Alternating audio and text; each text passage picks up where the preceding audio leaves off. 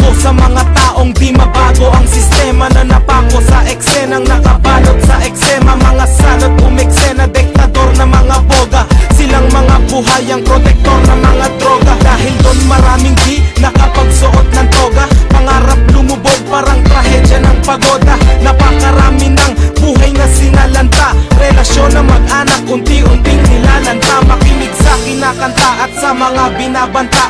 Kung ayaw mo rin sa droga, halika lumaban ka. At harapin ng maayos ang kinabukasan mo. Baka magsisi ka, huli na ng lunasan mo.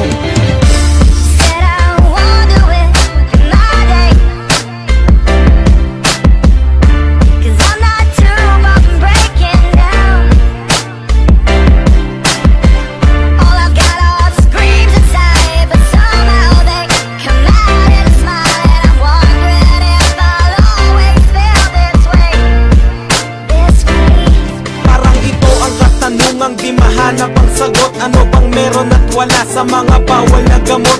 Mga batang nasangkot, parang kawal na takot. Nagpupubli sa madilim, tanging karamay ang lungkot. Ang aking pagmamasid, masinsin pa sa mahinarya. Kung paano umandar ang ganitong klaseng makinarya. Hindi to literal at may ibang klaseng mekanismo. Kapag sinakop ka, daig pa ang imperialismo. Sa konting halaga, pagdating ng kabiyayaan, ipapagpalit mo sa sandaling kaligayahan. Mairaos ang nais sa radikal na pagkauhaw, hanggang dumating ka sa pisikal na pagkagunaw. And maybe you've fallen down, and maybe you just took the long way home. But baby, you could never love you like me.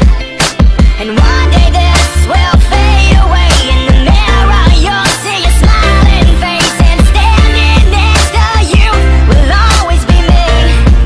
Yeah, me. Wala nang pinag-iba ang alagad ng kasamaan sa bumibili ng droga at halaga ng kasarapan. Nagdagdag ng kasalanan, nagdala ng kamalasan sa mga kabataan at sa mga kababayan. Ayoko sa tao na umaani ng damo, lalo na sa mga taong gumagamit ng bato.